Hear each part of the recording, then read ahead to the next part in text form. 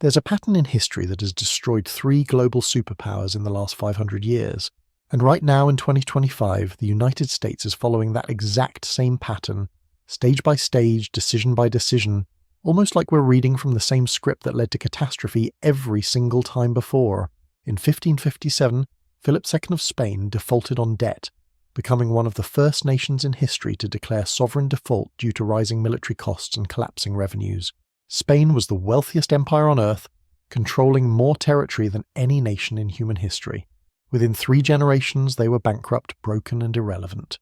In 1914, British income per capita was the world's 3rd highest, and Britain ruled the largest empire the world had ever seen, covering a quarter of the Earth's land surface.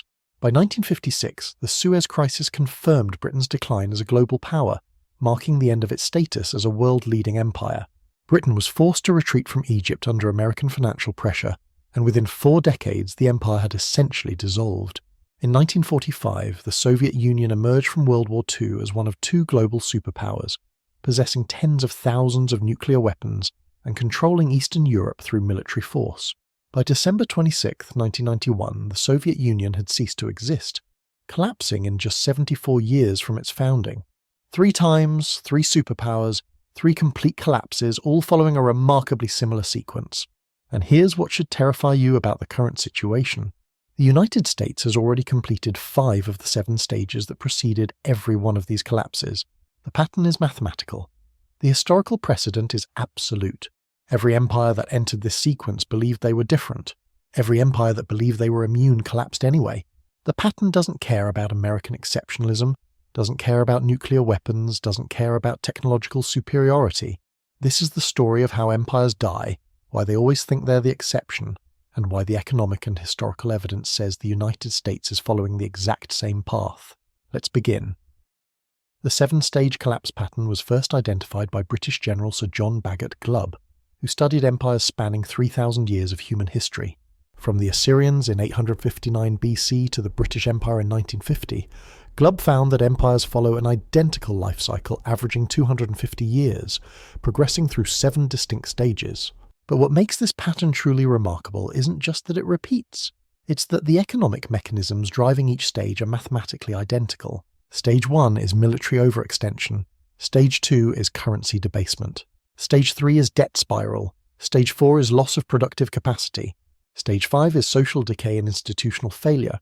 Stage 6 is loss of reserve currency status. Stage 7 is collapse. The time between Stage 1 and Stage 7 varies, but the sequence never changes. Spain completed all 7 stages between 1557 and 1670, taking 113 years. Britain completed them between 1914 and 1956, taking just 42 years.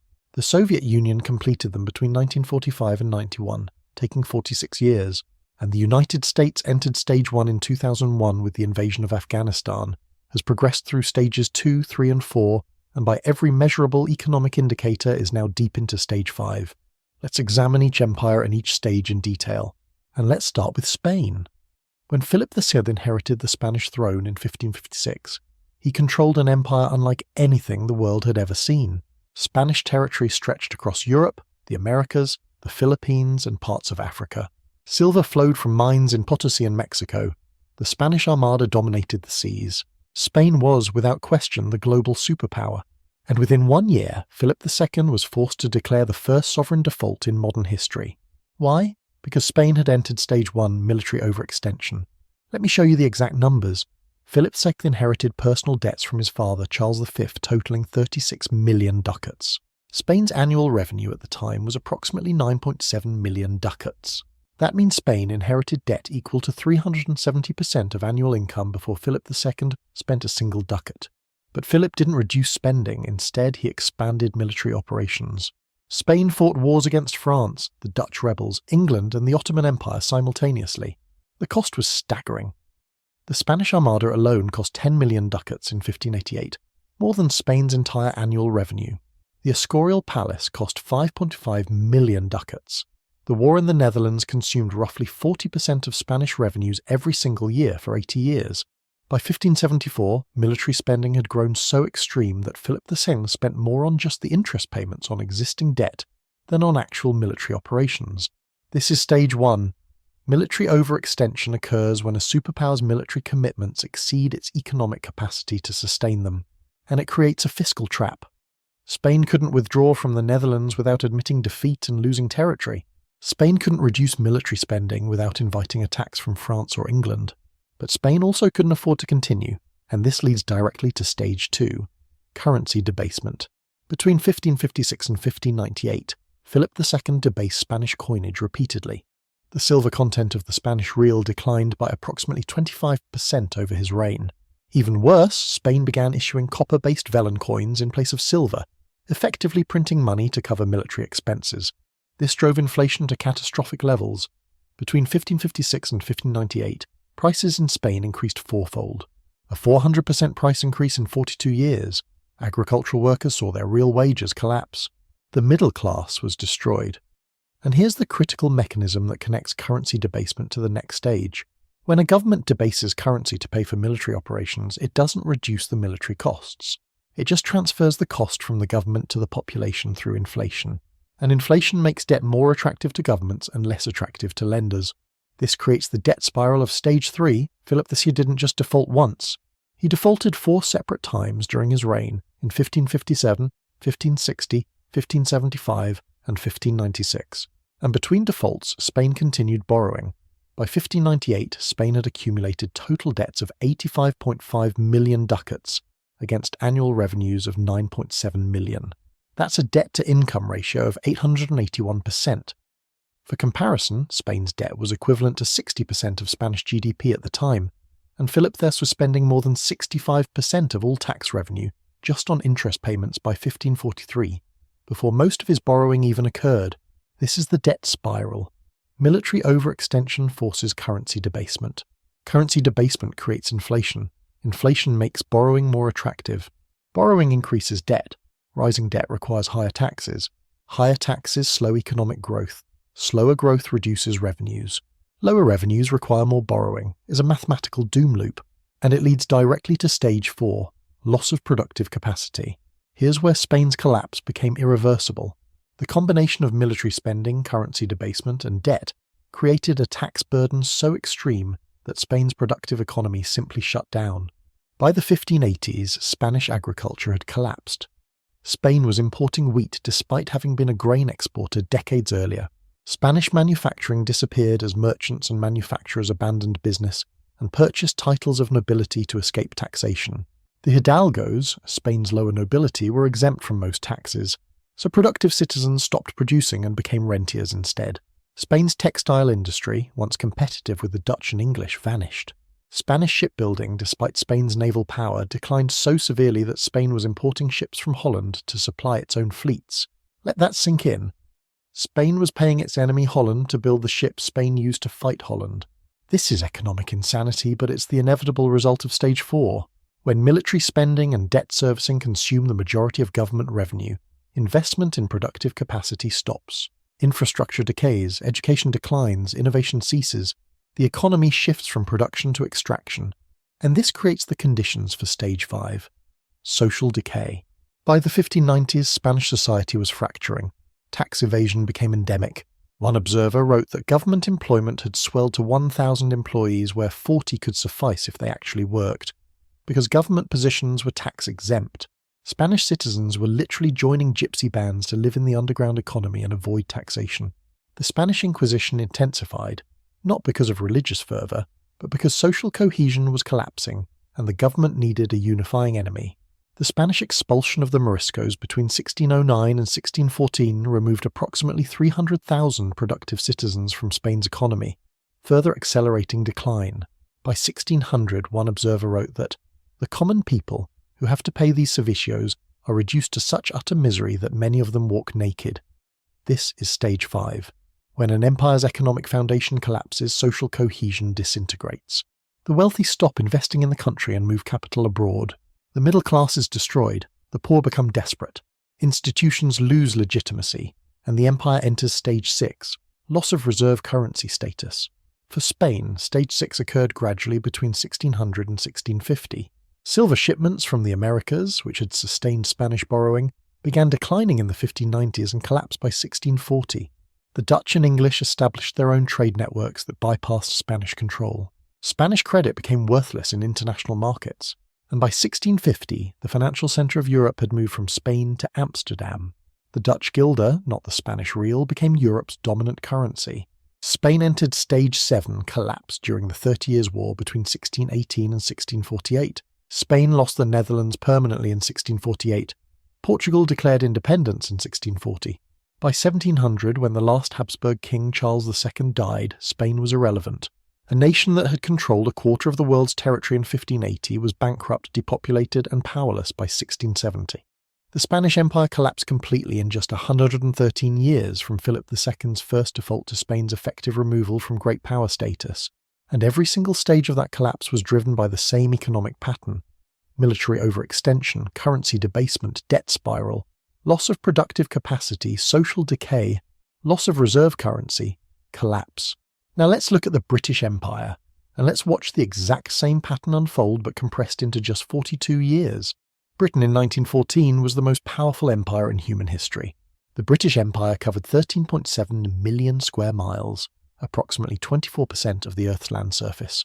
It governed 412 million people, about 23% of the world's population.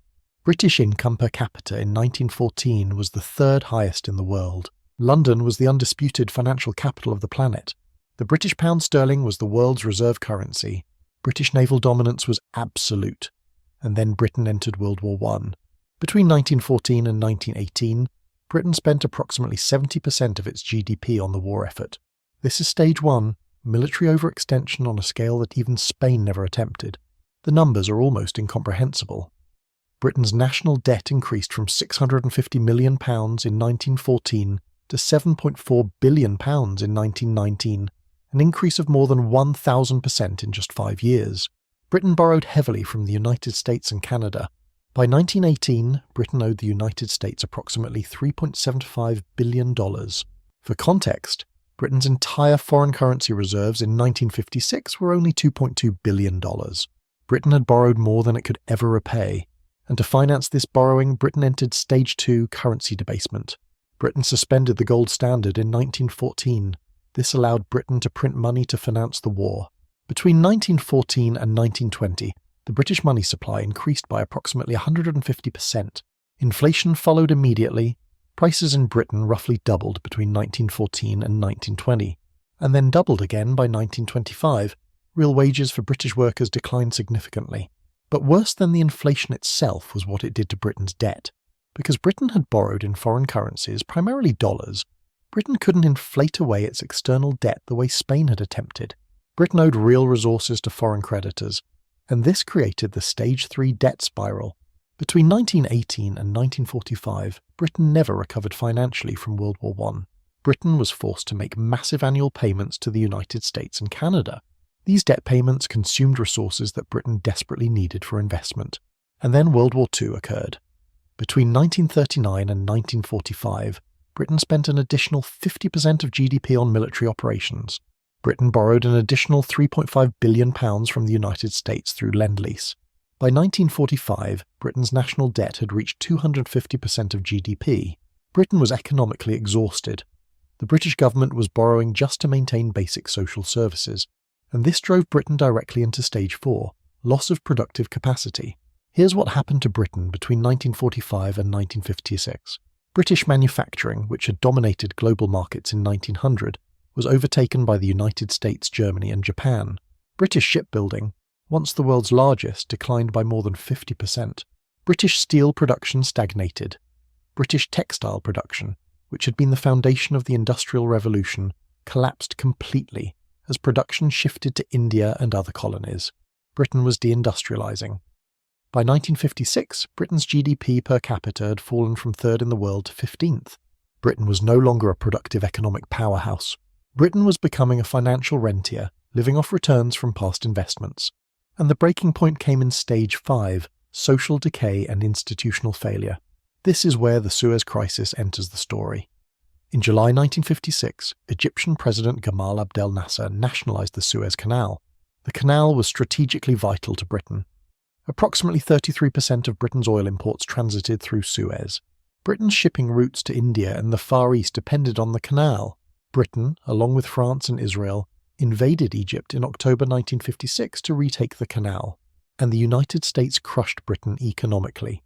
President Eisenhower blocked Britain's access to the International Monetary Fund. The United States refused to support the pound sterling. This triggered massive capital flight from Britain. In the first week of November 1956, tens of millions of pounds fled Britain's foreign reserves. Britain was facing financial collapse.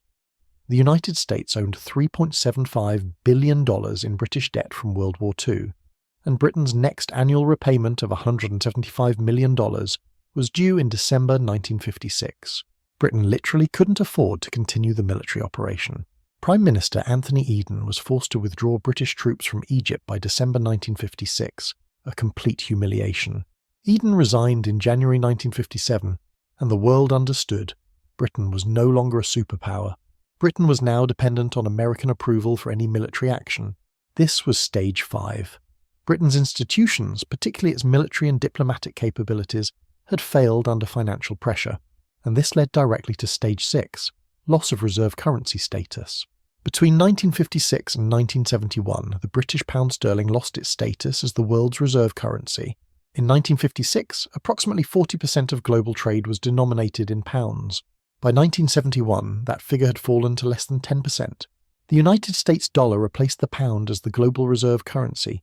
This shift was formalized by the Bretton Woods system in 1944, but the functional transition occurred after Suez. By 1967, Britain was forced to devalue the pound by 14%. By 1971, Britain abandoned the fixed exchange rate entirely.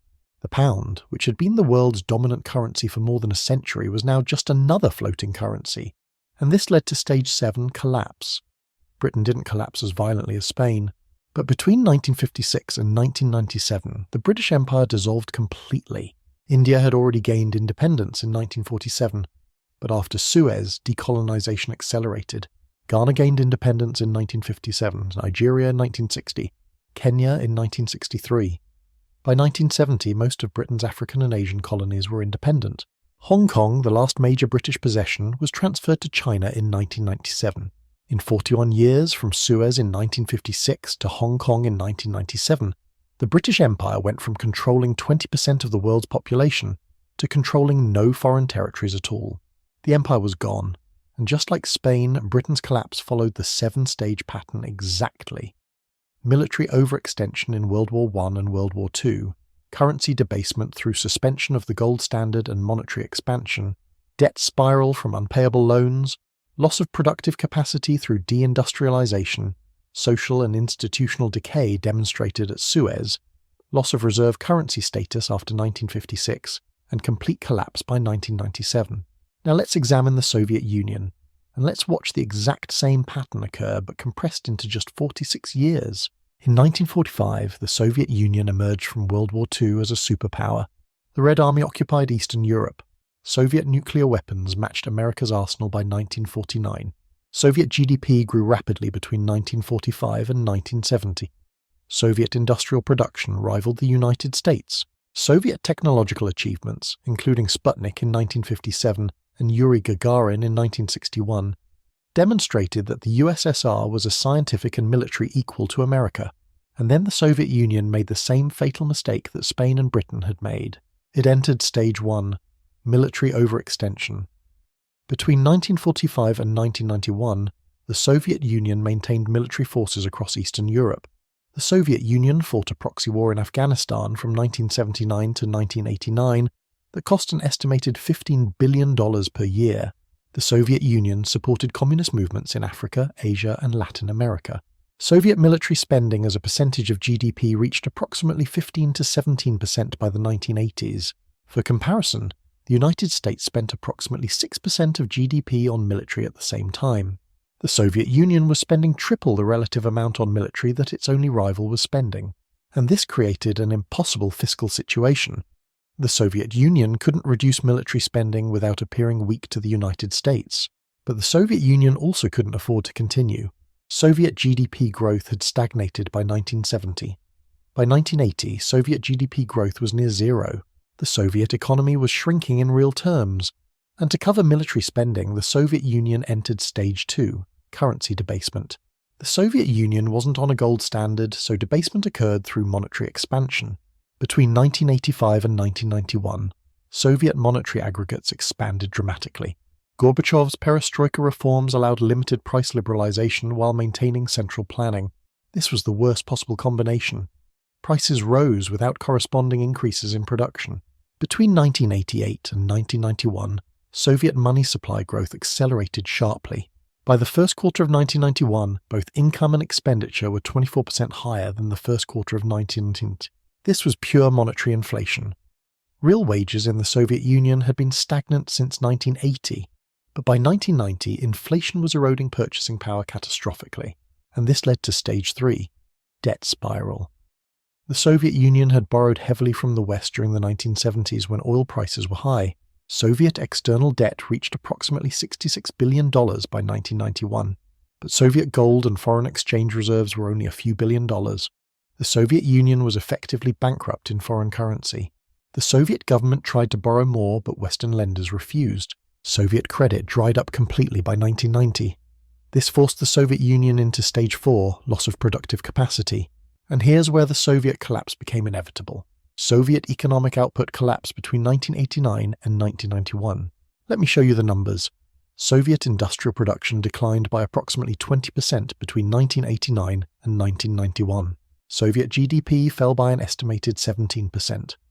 Oil production, the Soviet Union's main export, declined from 12.5 million barrels per day in 1987 to 10 million barrels per day in 1991, a 20% decline. Soviet agricultural production collapsed. Grain harvests fell from 211 million tons in 1989 to 185 million tons in 1991. The Soviet Union was facing food shortages in 1981. Store shelves were empty. Rationing was reintroduced. The Soviet Union couldn't feed its own population. This is Stage 4. The productive capacity of the economy was disintegrating. And this led to Stage 5, social decay and institutional failure. Between 1989 and 1991, Soviet society fractured. The Baltic states declared independence in 1990. Lithuania declared independence in March 1990. Estonia and Latvia followed. Georgia, Armenia, and Azerbaijan declared independence in 1991. Soviet institutions stopped functioning. The Communist Party lost legitimacy. The Soviet military, overstretched and underfunded, began to fracture. Soviet soldiers were deserting. Soviet officers were refusing orders. The August 1991 coup attempt by communist hardliners to preserve the Soviet Union failed when Soviet military units refused to fire on civilians. Boris Yeltsin stood on a tank and rallied opposition to the coup, and the military stood down. Soviet institutions had lost the capacity to enforce order. This is Stage 5, and it led immediately to Stage 6, loss of reserve currency status. The Soviet ruble had never been a global reserve currency like the Spanish real or British pound. But the ruble was the currency for all Soviet satellite states and Soviet-aligned nations. Between 1989 and 1991, the ruble's external value collapsed. Trade with Eastern Europe declined by 25% in 1990. By 1991, trade had collapsed completely. Soviet satellites were abandoning the ruble and demanding hard currency. The ruble became worthless outside Soviet borders. And inside Soviet borders, hyperinflation destroyed the ruble's domestic value. By late 1991, inflation in Russia exceeded 100% annually. The ruble was dying, and this led to Stage 7, collapse. On December 25, 1991, Mikhail Gorbachev resigned as President of the Soviet Union. On December 26, 1991, the Soviet Union was formally dissolved. The Soviet flag was lowered from the Kremlin. 15 independent republics emerged from the wreckage. In just 46 years, from 1945 to 1991, the Soviet Union went from global superpower to complete dissolution. And just like Spain and Britain, the Soviet collapse followed the 7-stage pattern exactly. Military overextension from maintaining forces across Eastern Europe and fighting in Afghanistan, currency debasement through monetary expansion under Gorbachev, debt spiral from unpayable foreign debts, loss of productive capacity as GDP declined 17%, social and institutional decay as republics declared independence and the Communist Party lost legitimacy, loss of currency status as the ruble became worthless, and complete collapse in December 1991. 3 empires, 3 collapses, 1 pattern. Now let's talk about the United States, and let's identify exactly which stage America has reached. Stage 1, Military overextension. The United States entered Stage 1 on September 11, 2001. After the attacks, the United States invaded Afghanistan in October 2001 and Iraq in March 2003. Between 2001 and 2021, the United States spent an estimated $8 trillion on the wars in Iraq, Afghanistan, and related operations. For context, $8 trillion is approximately 40% of current US GDP. The United States maintained military operations in Afghanistan for 20 years, longer than the Soviet Union did. The United States maintains approximately 750 military bases in 80 countries worldwide. US military spending in 2024 was $997 billion. For comparison, China, the second largest military spender, spent $314 billion. The United States spends more on military than the next 9 countries combined. US military spending as a percentage of GDP is approximately 3% currently, down from 4.5% during the height of the Iraq War. But here's the critical point. US military commitments haven't decreased. The United States is treaty-bound to defend NATO members, Japan, South Korea, Australia, and numerous other allies. The United States is providing military support to Ukraine against Russia. The United States is conducting freedom of navigation operations in the South China Sea to counter China. The United States is maintaining a military presence in the Middle East. These commitments are permanent, and they're becoming more expensive. Estimates suggest that meeting current defense needs would require increasing spending to approximately 5% of GDP. This is military overextension. The United States has global commitments that exceed its willingness to fund them at necessary levels, and this has forced the United States into Stage 2 currency debasement. The United States left the gold standard in 1971 under President Nixon. Since 1971, the US dollar has been a pure fiat currency with no commodity backing. Between 2001 and 2025, the US monetary base increased from approximately $600 billion to more than $5.3 trillion. That's an increase of 783% in 24 years. The M2 money supply, a broader measure, increased from $5.4 trillion in 2001 to approximately $21 trillion in 2025. That's an increase of 289%. The Federal Reserve expanded the money supply by approximately 40% between 2020 and 2023 alone in response to COVID-19. This is currency debasement. The United States is printing money to finance government spending. And just like Spain and Britain and the Soviet Union, this debasement has created inflation. Between 2020 and 2023, cumulative inflation in the United States exceeded 20%. Real wages for American workers declined. The purchasing power of savings was destroyed. And this debasement has driven the United States into Stage 3 debt spiral. In 2001, US national debt was approximately $5.8 trillion, equal to about 55% of GDP. In 2025, US national debt exceeds $36 trillion, equal to approximately 99% of GDP. Debt has increased by more than $30 trillion in 24 years, and it's accelerating. The Congressional Budget Office projects that US debt will reach 116% of GDP by 2034 and 172% of GDP by 2054 under current policies. The United States added $1.78 trillion to the national debt in fiscal year 2025 alone. That's a deficit equal to 5.9% of GDP in a single year. And here's where it becomes unsustainable. US interest payments on the national debt reached $880 billion in 2024. That's 13% of all federal spending, the highest share in 25 years. Interest on the debt now exceeds spending on Medicare and exceeds spending on national defense. The United States is now spending more on interest on past borrowing than on the military that was supposedly the reason for the borrowing. And as debt increases, interest payments will increase. The Congressional Budget Office projects that interest payments will reach $1.6 trillion by 2034, consuming 22% of all federal revenue. This is the debt spiral.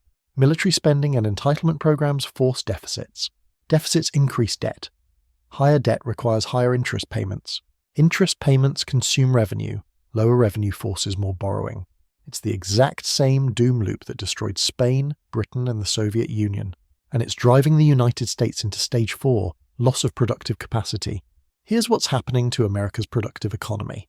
US manufacturing as a percentage of GDP has declined from approximately 24% in 1970 to less than 11% today. The United States has lost more than 5 million manufacturing jobs since 2000. US steel production has declined by more than 30% since 1970. US shipbuilding capacity is negligible compared to China, which produces approximately 45% of global shipping tonnage compared to America's 0.2%. The United States cannot currently build ships fast enough to replace losses in a major naval conflict with China. The United States depends on Taiwan for advanced semiconductors. The United States depends on China for rare earth minerals. The United States depends on global supply chains for pharmaceuticals. America's productive capacity in critical industries has been offshored and cannot be quickly rebuilt. The United States has deindustrialized just like Britain did between 1945 and 1970, and worse, US investment in infrastructure has collapsed. The American Society of Civil Engineers gives US infrastructure a grade of C-. US roads, bridges, water systems, and electrical grids are decaying.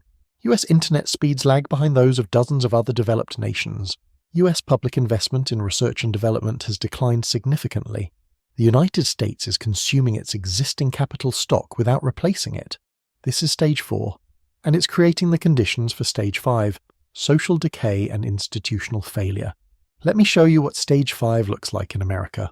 US life expectancy has declined for the first time in modern history, falling from 78.8 years in 2019 to 76.4 years in 2021 before partially recovering.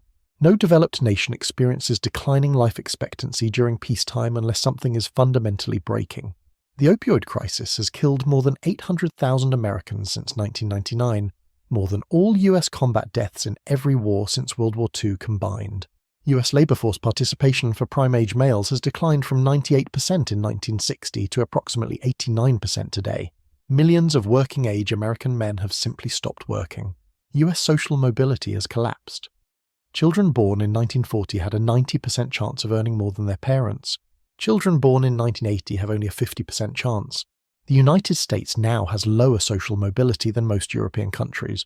US political polarization has reached levels not seen since the Civil War.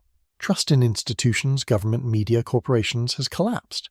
Americans don't believe their institutions work. And they're right.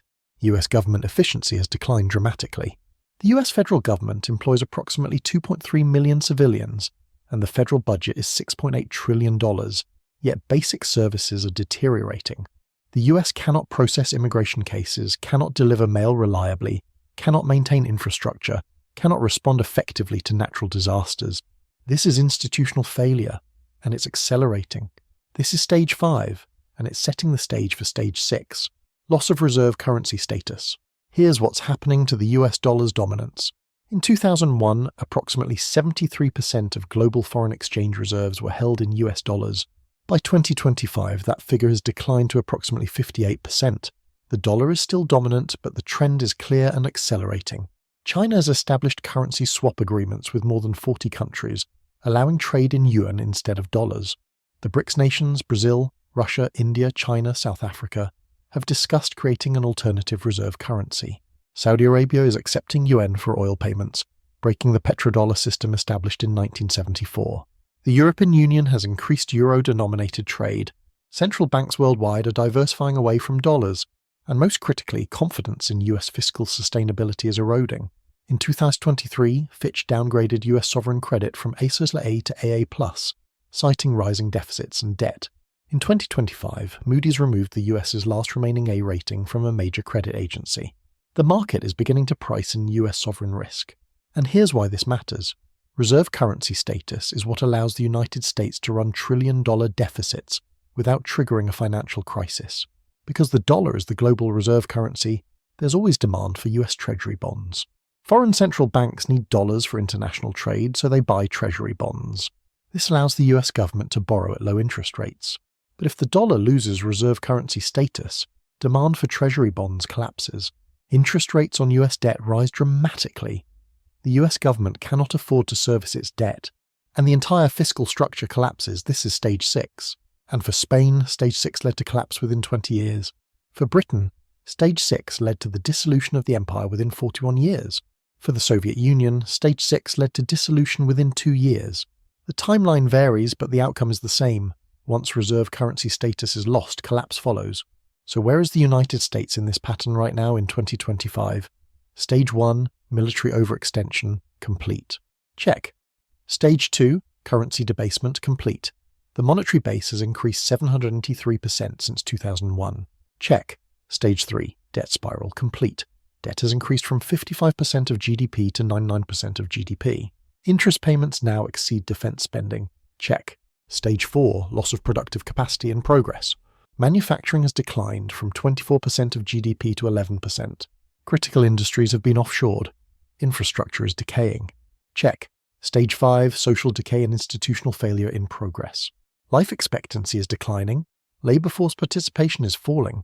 Political polarization is extreme. Trust in institutions has collapsed. The United States is deep into Stage 5. Check. Stage 6, loss of reserve currency status, early stage. Dollar reserves have declined from 73% to 58% of global reserves. BRICS nations are establishing alternative payment systems.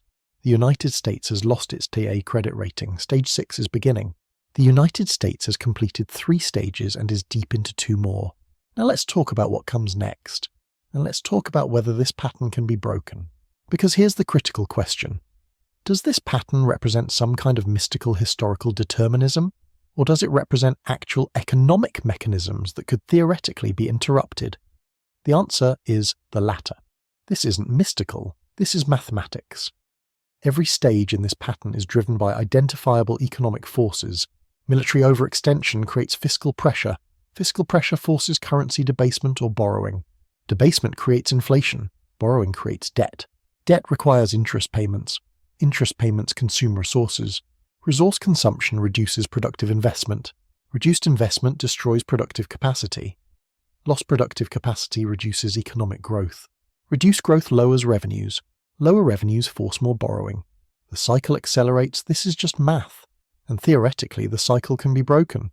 But breaking it requires stopping military overextension, accepting currency stability over short-term stimulus, accepting austerity to reduce debt, reinvesting in productive capacity, and restoring institutional effectiveness. Let me be very clear about what this would require for the United States. To stop military overextension, the United States would need to withdraw from multiple security commitments. The United States would need to reduce military spending by approximately $200 to $300 billion annually. The United States would need to tell NATO allies, Japan, South Korea, and others that they must provide for their own defense. The United States would need to accept that Ukraine, Taiwan, and other threatened allies will not receive US military support. This is politically unthinkable. American voters will not accept this. US allies will not accept this. And US adversaries, particularly China and Russia, would immediately exploit any American withdrawal. So military overextension will continue. Next, to achieve currency stability, the United States would need to stop expanding the money supply. The Federal Reserve would need to stop quantitative easing permanently. The Federal Reserve would need to allow interest rates to rise to market levels, which would probably mean rates above 6%. This would trigger a severe recession, asset prices would collapse, unemployment would spike, and voters would demand the Fed reverse course. So currency debasement will continue. Next, to reduce debt, the United States would need to run sustained budget surpluses. This would require either raising taxes by approximately 10 to 15% of GDP or cutting spending by the same amount. Neither is politically possible. Raising taxes by 15% of GDP would require tax rates not seen since World War II. Cutting spending by 15% of GDP would require eliminating Medicare, Medicaid, or Social Security entirely. American voters will not accept this. Politicians will not propose this. So the debt spiral will continue. Next, to restore productive capacity, the United States would need to massively increase investment in manufacturing, infrastructure, and R&D. This would require sustained annual investment of $1 to $2 trillion for a decade or more. But the United States is already running trillion-dollar deficits. There's no fiscal space for additional investment, and private capital is flowing to financial assets, not productive investment. So loss of productive capacity will continue. Finally, to restore institutional effectiveness, the United States would need comprehensive civil service reform, education reform, infrastructure spending, and political reform. This would require bipartisan cooperation. It would require long-term thinking over short-term political gains. It would require sacrifice from current generations for the benefit of future generations. And it would require competent execution from institutions that Americans no longer trust, and that have demonstrated they cannot execute complex programs effectively. So institutional decay will continue. Do you see the problem? Every single intervention required to break this pattern is politically impossible. And that's not an accident, that's the pattern itself. Empires don't collapse because their leaders are stupid. Empires collapse because by the time the pattern becomes visible, the political and economic constraints make reversal impossible. Spain's leaders knew they were overextended. Philip II tried to reduce spending multiple times. It didn't matter. The debt was already unsustainable. Britain's leaders knew the empire was ending. Britain tried to maintain sterling's value. Britain tried to preserve imperial control. It didn't matter. The economic foundation had already collapsed. Soviet leaders knew the system was failing. Gorbachev tried to reform the economy. It didn't matter. The productive capacity was already destroyed. And American leaders know at some level that this pattern is playing out. The Congressional Budget Office publishes debt projections showing unsustainability. The Pentagon publishes reports warning about Chinese industrial capacity. The Federal Reserve publishes research on dollar dominance. They know, but the political system cannot respond because the interventions required are more painful than the slow collapse. This is why the pattern repeats. This is why every empire believes it's different.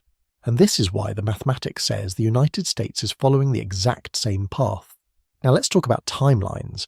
How long does the United States have before Stage 6 and Stage 7 occur?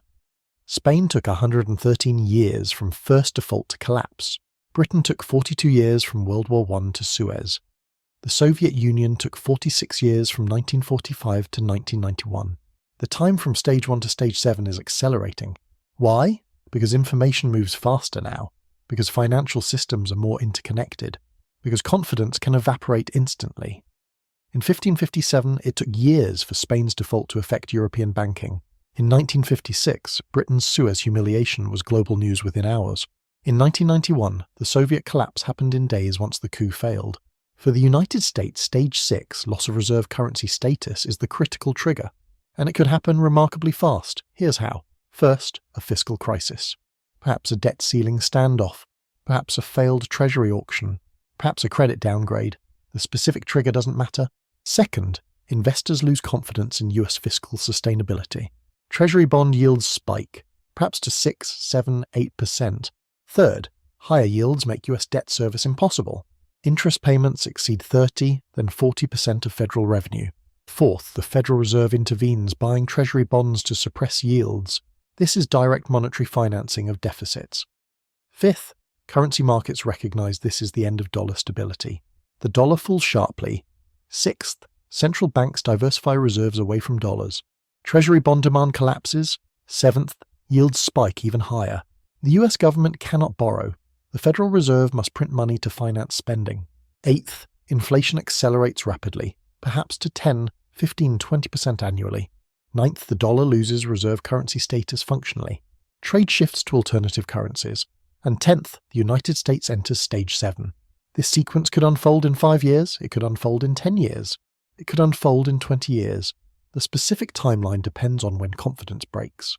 But the pattern says it's coming, and the mathematics says the United States cannot prevent it. Now let's address the objections, because you're probably thinking, this is too pessimistic. America has advantages Spain, Britain, and the Soviet Union didn't have. America has technology. America has the most innovative economy on Earth. America has nuclear weapons. America is self-sufficient in energy. Let's address each. First, technology. Yes, America leads in technology. American companies dominate software, internet services, and artificial intelligence. But technology doesn't change the fiscal mathematics. Technology companies don't generate enough tax revenue to close trillion-dollar deficits.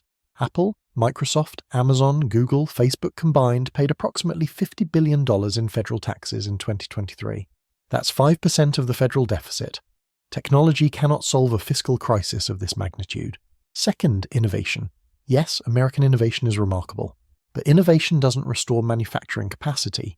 America can design advanced semiconductors, but America cannot manufacture them at scale. America can design ships, but America cannot build ships as fast as China. Innovation without production capacity is just ideas, and ideas don't win wars or sustain empires. Third, nuclear weapons. Yes, America has the world's most powerful nuclear arsenal, but nuclear weapons are irrelevant to fiscal collapse. The Soviet Union had tens of thousands of nuclear weapons in 1991. It collapsed anyway. Nuclear weapons deter invasion. They don't prevent economic collapse. Fourth, energy independence. Yes, America is now a net energy exporter. This is a significant advantage. But energy independence doesn't solve debt, debasement, deindustrialization, or institutional decay. America still needs to import manufactured goods. America still runs massive trade deficits. Energy independence is helpful, but it's not sufficient. So the objection fails. America's advantages are real, but they don't change the fundamental pattern. Now let's address another objection. What about American exceptionalism? America has overcome challenges before. America won World War II. America won the Cold War. America survived the Great Depression. Why is this time different? Because the pattern says it is. Every empire thinks it's exceptional. Spain thought it was exceptional. Spain had discovered the New World. Spain had more silver than any nation in history. Spain thought God had chosen it to defend Catholicism. Spain collapsed. Britain thought it was exceptional. Britain had the largest empire in history. Britain ruled the seas. Britain thought it was destined to civilize the world. Britain collapsed. The Soviet Union thought it was exceptional. The Soviet Union had achieved the dictatorship of the proletariat. The Soviet Union thought history was on its side. The Soviet Union thought capitalism would collapse first. The Soviet Union collapsed. Every single empire believed it was different. Every single empire was wrong. The pattern doesn't care about culture. It doesn't care about ideology. It doesn't care about historical mission. The pattern is mathematical. Military overextension creates fiscal pressure. Fiscal pressure creates currency debasement and debt. Debt creates loss of productive capacity. Loss of productive capacity creates social decay. Social decay creates loss of reserve currency status. And loss of reserve currency status creates collapse. This is math, and math doesn't care about American exceptionalism. Now let's talk about what Stage 7 collapse actually looks like. Because collapse doesn't necessarily mean the United States ceases to exist. Spain still exists. Britain still exists. Russia, the successor to the Soviet Union, still exists. But these nations are not superpowers anymore. Collapse means the end of empire. For the United States, collapse would likely mean the following. First, the dollar loses reserve currency status. International trade shifts to a basket of currencies, probably including the Chinese yuan, the euro, and potentially a new BRICS currency. Second, the United States can no longer borrow at low rates. US Treasury bond yields rise to 8, 10, 12% or higher. This makes US debt unsustainable. Third, the US government faces a choice. Either default on the debt or print money to service it. Default would be unprecedented for a major economy. Printing money would trigger hyperinflation. The United States will probably choose to print money. Fourth, inflation destroys the dollar's domestic value. Prices rise 20, 30, 50% per year. Savings are wiped out. Pensions become worthless. The middle class is destroyed. Fifth, the US government cuts spending dramatically. Military spending falls by 50% or more. The United States withdraws from most foreign bases. US security commitments to NATO, Japan, Korea, and others are abandoned. Sixth, social programs are cut. Medicare, Medicaid, and Social Security benefits are slashed. Civil unrest increases. Seventh, the United States fragments politically. States demand more autonomy. Federal authority weakens. The United States doesn't break apart entirely, but it becomes more like the EU, a loose federation with weak central authority. And eighth, America's global influence ends. China dominates Asia. Russia dominates Eastern Europe. Regional powers fill the vacuum left by American withdrawal. The United States becomes a large regional power similar to Russia today, important but not decisive in global affairs. This is what collapse looks like. It's not the end of the country. It's the end of the empire, and it happens because the mathematics of debt and currency make it inevitable. Now let's talk about whether anyone is preparing for this. The answer is yes, but not in the way you might think. The US government is not preparing. US politicians are not discussing this. The political system is incapable of responding because the required interventions are too painful. But sophisticated investors are preparing. Central banks are diversifying reserves away from dollars. China is accumulating gold. China's central bank has purchased more than 400 tons of gold since 2022. Russia, Turkey, and India are also accumulating gold. Why? Because they understand the dollar is vulnerable. Wealthy individuals are diversifying. Purchases of foreign real estate, precious metals, cryptocurrency, and foreign equities are all increasing. Why? Because sophisticated investors understand the pattern, and adversaries are preparing. China is building alternative payment systems. The SIP system, China's alternative to SWIFT, is expanding. China is establishing currency swap lines with dozens of countries. Russia, Iran, and other US adversaries are trading in alternative currencies. They're preparing for a post-dollar world. And they understand that when the dollar collapses, American power collapses with it. So what should you understand from all of this? Let me summarize. First, there's a 7-stage pattern that has destroyed every empire in history. Military overextension, currency debasement, debt spiral, loss of productive capacity, social decay, loss of reserve currency, collapse. Second, Spain completed this pattern between 1557 and 1670. Britain completed it between 1914 and 1956.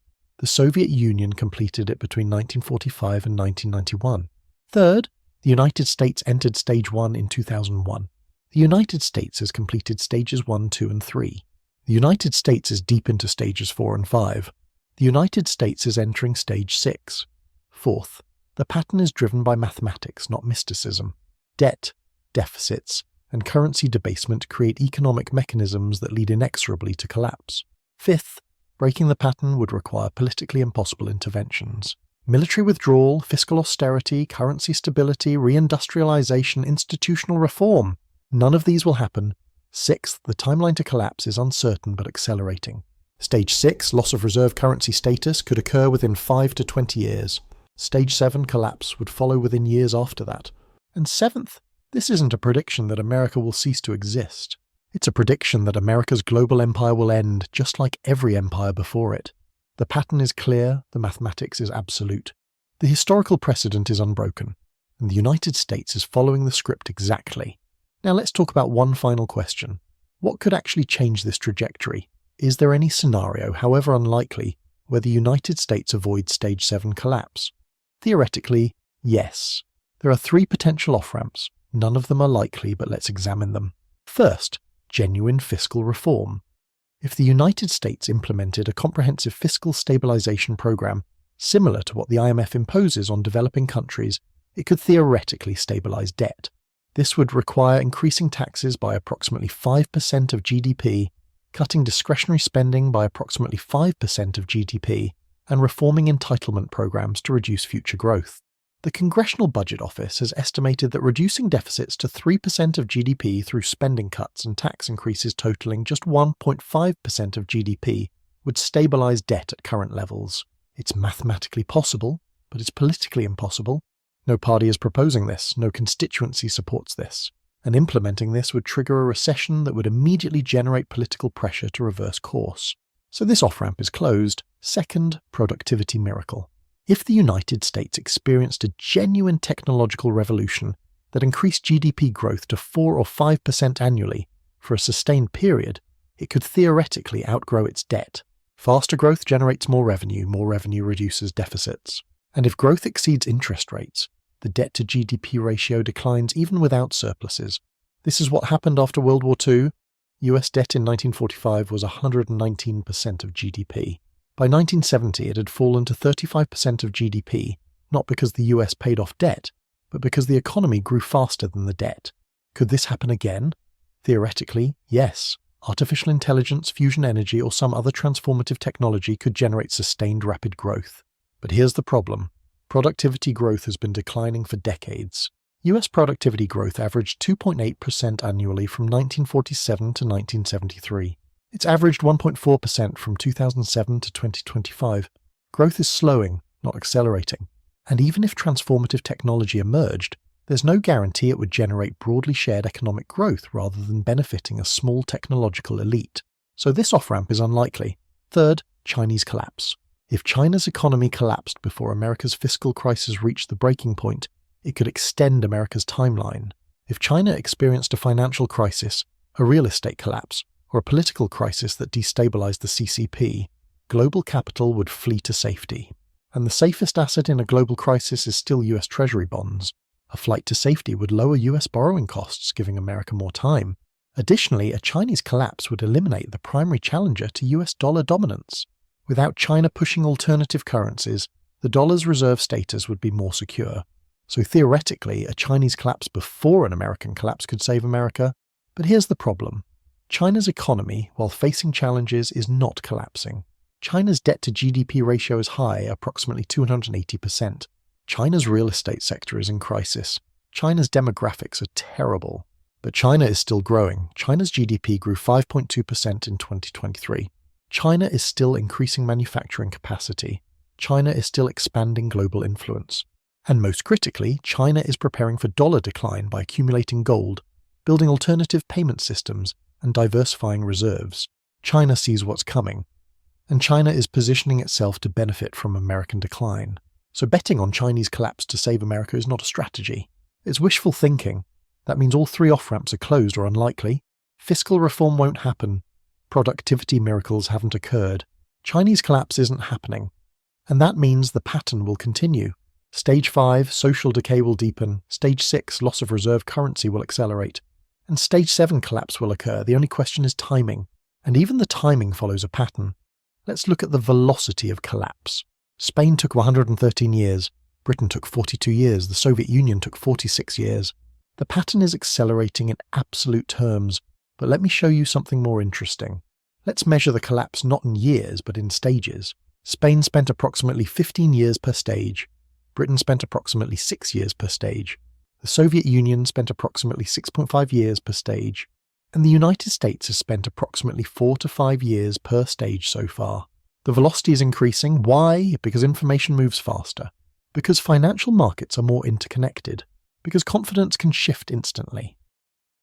When Spain defaulted in 1557, it took months for the news to propagate through Europe. When Britain was humiliated at Suez in 1956, the world knew within days. When the Soviet Union collapsed in 1991, the world watched it happen live on television. And when the United States experiences a fiscal crisis, the world will know within seconds. Treasury bond yields will spike in milliseconds, currency markets will adjust in minutes, central banks will respond in hours. A crisis that would have taken years to unfold in 1557 could unfold in days or weeks in 2025. This is why Stage 6 and Stage 7 could happen remarkably quickly once Stage 6 begins. And all the indicators suggest Stage 6 has already started. Let me show you the specific indicators we should be watching. First, dollar share of global reserves. This has declined from 73% in 2001 to 58% in 2025. If this falls below 50%, dollar dominance is functionally over. Second, US Treasury bond yields. The 10-year Treasury yield is currently approximately 4.5%. If this rises above 6% sustainably, it indicates serious loss of confidence. Third, dollar exchange rate. The dollar index measures the dollar against a basket of major currencies. Sharp sustained declines would indicate capital flight. Fourth, central bank gold purchases. If major central banks, particularly China and India, accelerate gold accumulation, it indicates preparation for post-dollar reserves. Fifth, BRICS currency developments. If BRICS nations establish a functional alternative reserve currency, dollar dominance ends immediately. Sixth, US credit ratings. The US has already lost its A rating. If ratings fall to A or below, borrowing costs spike. Seventh, Federal Reserve balance sheet. If the Fed resumes large-scale quantitative easing, it indicates the government cannot fund itself through normal borrowing. And eighth, inflation. If US inflation rises above 5% sustainably, it indicates loss of monetary control. Watch these indicators. When multiple indicators move simultaneously, Stage 6 is accelerating. And Stage 7 is imminent. Now let's talk about what this means for you personally. Because understanding the pattern is useful only if you can prepare. If you're an American citizen, you should understand several things. First, dollar-denominated savings will lose value. If you hold cash, CDs, treasury bonds, or other fixed-income assets, inflation will destroy their purchasing power. Consider diversifying into inflation-protected assets. Second, dollar-denominated debt might be good. If inflation accelerates, the real value of your mortgage, student loans, or other fixed-rate debt declines. Borrow at low rates now because rates will rise. Third, government benefits will be cut. If you're depending on Social Security, Medicare, or other government programs, understand that benefits will be reduced, either through direct cuts or through inflation that reduces purchasing power. Fourth, productive assets retain value. Real estate, productive businesses, farmland, and tangible assets tend to hold value through currency crises. Fifth, skills matter more than credentials. If institutions are failing, credentials from those institutions lose value. But actual skills, particularly in trades, agriculture, and essential services, retain value. Sixth, location matters. If the federal government loses authority, state and local governance becomes more important. Consider where you want to be when central authority weakens. And seventh, diversification is essential. Don't concentrate all your wealth in dollar-denominated assets, in US institutions or in government promises. Diversify across asset classes, currencies, and jurisdictions. That's not investment advice, that's pattern recognition. When empires collapse, people who diversified survived better than people who trusted the empire. Now let me be very clear about what I'm not saying. I'm not saying America will cease to exist. I'm not saying American collapse will be violent. I'm not saying you should panic or make rash decisions. And I'm not saying this is certain. I'm saying the pattern exists. I'm saying the United States is following the pattern. I'm saying every empire that followed this pattern collapsed. And I'm saying the mathematics of debt, deficits, and currency make it very difficult to see how America avoids the same outcome. This is economic analysis, not prophecy. But the pattern is clear. And the stage we're in is measurable. Stage 5, social decay and institutional failure. Deep into it, and stage 6, loss of reserve currency status. Early stages, but beginning. The question isn't whether this pattern exists. The historical evidence is overwhelming. The question is whether America can break the pattern. And the honest answer, based on political reality and economic mathematics, is probably not. That's not pessimism. That's pattern recognition. So what should you take away from this 40-minute analysis? Take away that history provides patterns. Take away that economic forces drive those patterns. Take away that the United States is following a pattern that has destroyed 3 previous superpowers. Take away that the pattern can be measured, tracked, and understood. Take away that we are currently in stage 5, entering stage 6. Take away that stage 7 could occur within 5 to 20 years. And take away that understanding this gives you time to prepare. The empires that collapsed didn't disappear overnight. They declined over decades. The people who recognized the decline early positioned themselves accordingly. The people who believed their empire was exceptional, who believed this time was different, suffered when collapse came. Don't be in the second group. Recognize the pattern, understand the stage, and prepare accordingly because the mathematics is absolute. The historical precedent is unbroken, and the United States is at stage 5 of a 7-stage collapse pattern. Thank you for watching. If you found this analysis valuable, subscribe to the channel. We'll continue tracking these indicators, we'll continue analyzing the pattern, and we'll continue providing evidence-based analysis of where this is heading. The pattern says collapse is coming. The only question is when. Let's watch the indicators together.